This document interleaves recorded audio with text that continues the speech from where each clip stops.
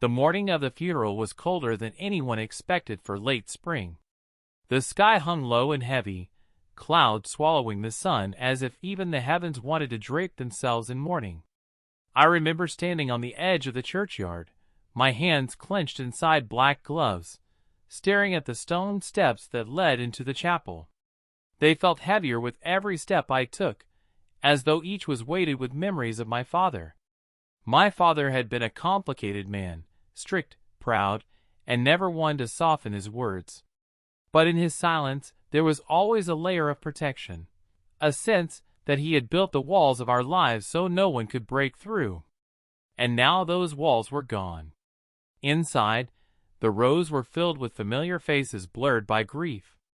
My older brother Michael stood stiff near the front pew, his jaw locked, his tie too tight against his throat. My sister Emily sat beside him, dabbing her eyes with a trembling handkerchief. Neither of them looked back when I slipped into the pew behind them.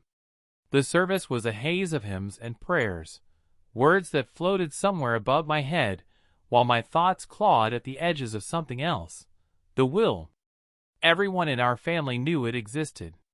My father had mentioned it only once, years ago, in one of his clipped tones. Everything will be taken care of when the time comes. No elaboration. No reassurance. Just a promise sealed with mystery. And now the time had come. After the burial, the family gathered at the old house. The air inside was thick with the scent of polished wood and faint tobacco, the same smell that had lived in its walls for decades. The rooms whispered with memories. The grandfather clock ticking in the hall, the worn carpet in the living room, the faint scratch marks on the kitchen door where our childhood dog had begged to be let out. But beneath the nostalgia, a current of tension thrummed. Eyes darted. Whispers lingered. Everyone was waiting. At precisely 3 o'clock, Father's lawyer, Mr. Harrington, arrived. He was a tall man with spectacles perched on his narrow nose, carrying a leather briefcase that seemed to weigh more than it should. He didn't bother with small talk. Instead, he led us all into the study, the heart of the house, the room my father had ruled from. The study smelled of leather and smoke, the shelves lined with books that hadn't been touched in years. Father's desk loomed in the center, its polished surface reflecting the dull light from the chandelier above.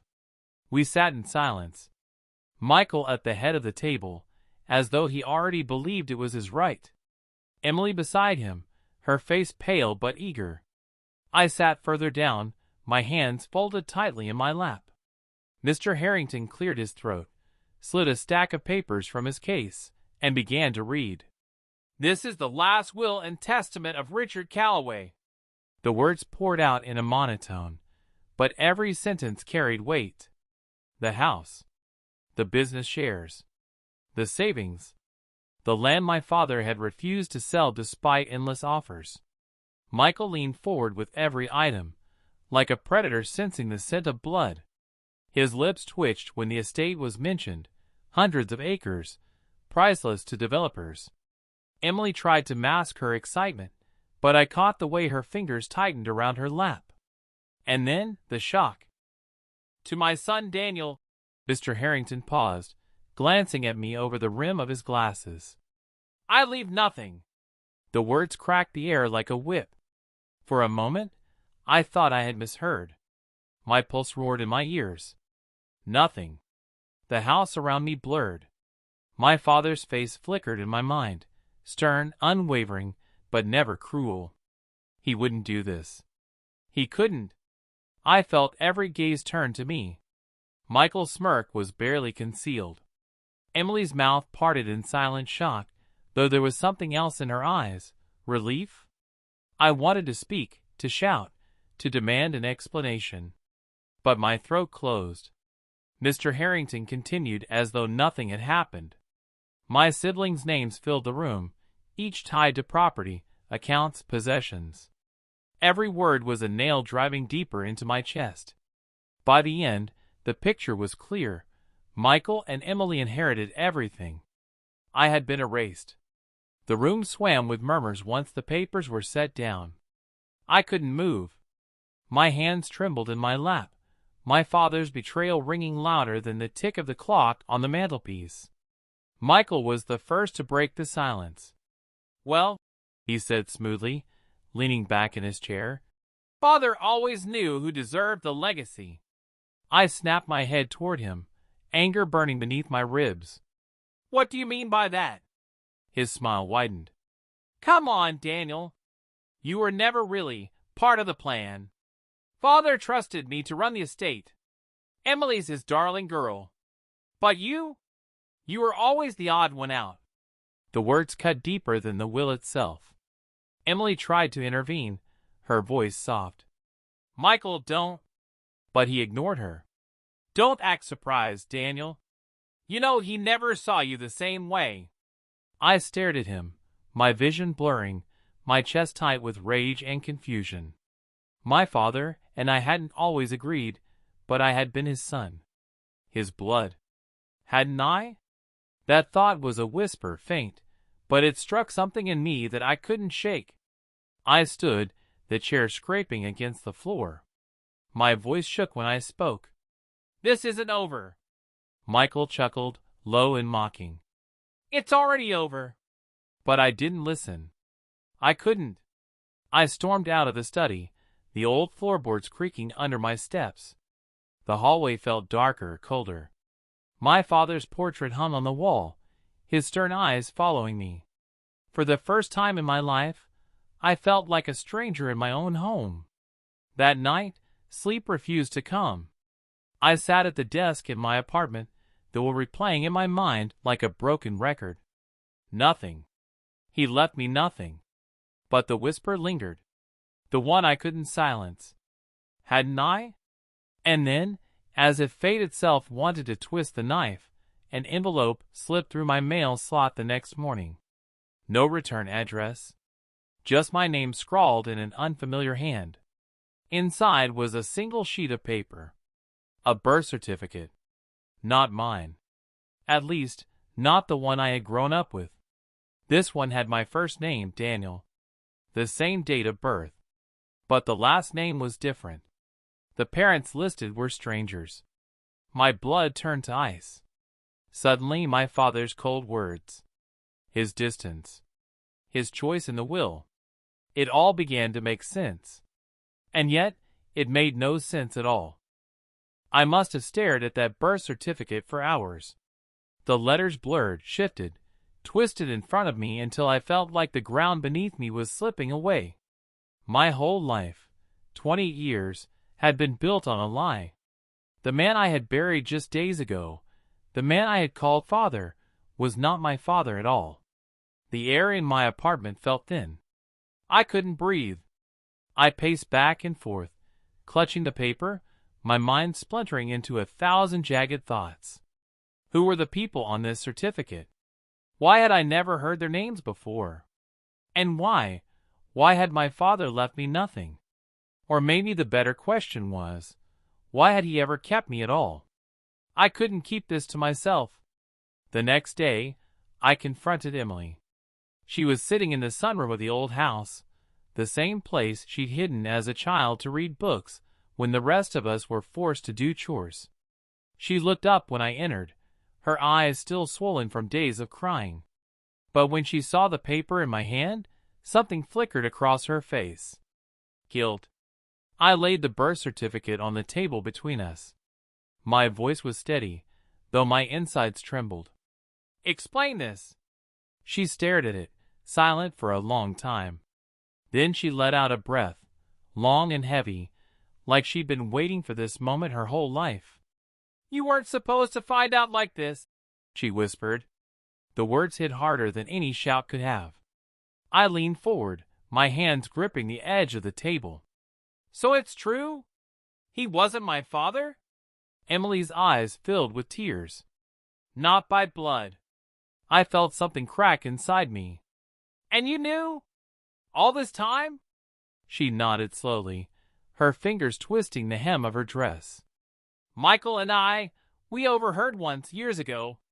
Mother was the one who told us. She made us promise never to say anything. She said father had his reasons for keeping you. I laughed bitterly, though it came out closer to a sob. His reasons? Like disinheriting me? Like letting me believe I was his son for almost 3 decades? Emily reached out, but I pulled away. Daniel, she whispered, her voice breaking. He did love you. In his own way. But you weren't his responsibility to begin with. He took you in. You were someone else's. The words swirled around me, heavy and incomplete. Someone else's. But who? And why had my so-called father kept the truth hidden until his death? That night I couldn't rest. My thoughts chased themselves in circles.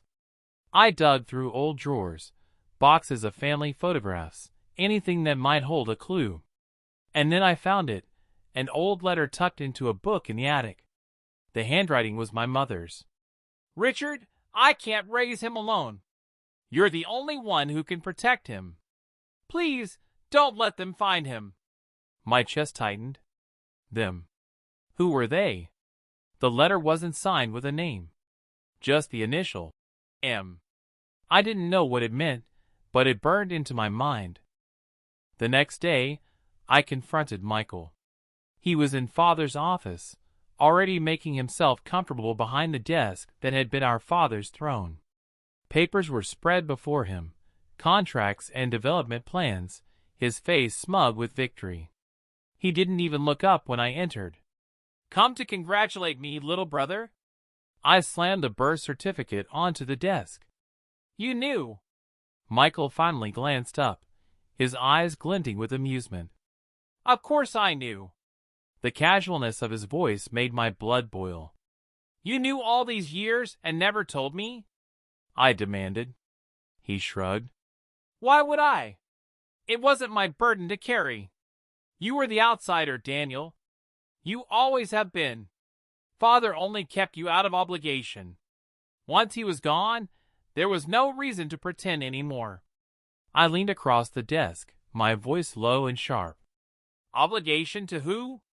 Who were my real parents? What was he protecting me from? Michael smirked, leaning back in the chair that had once been our father's. Now that's the million-dollar question, isn't it? My fists clenched, trembling with rage. Tell me! But he only shook his head, that same cruel smile etched into his face. You'll find out soon enough. Something in his tone chilled me. The following weeks blurred into a haze of obsession.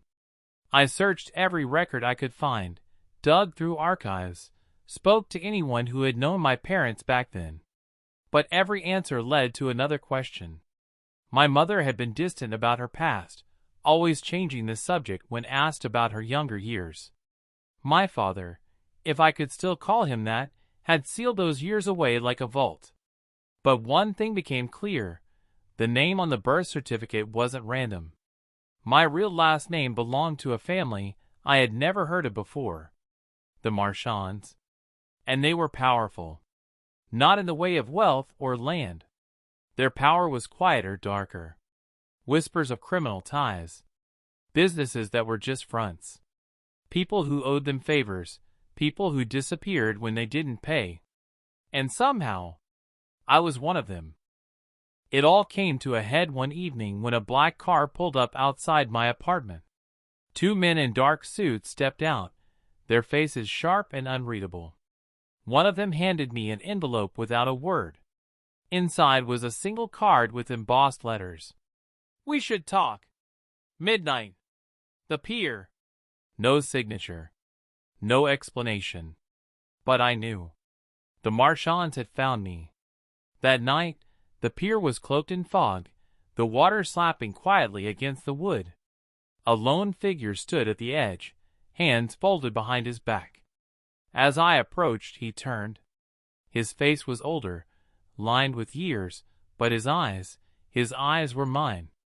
Daniel, he said softly, his voice carrying in the damp air.